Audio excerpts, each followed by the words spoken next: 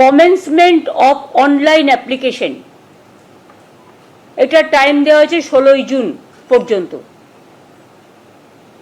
মানে যারা অনলাইনে অ্যাপ্লিকেশন করতে পারবেন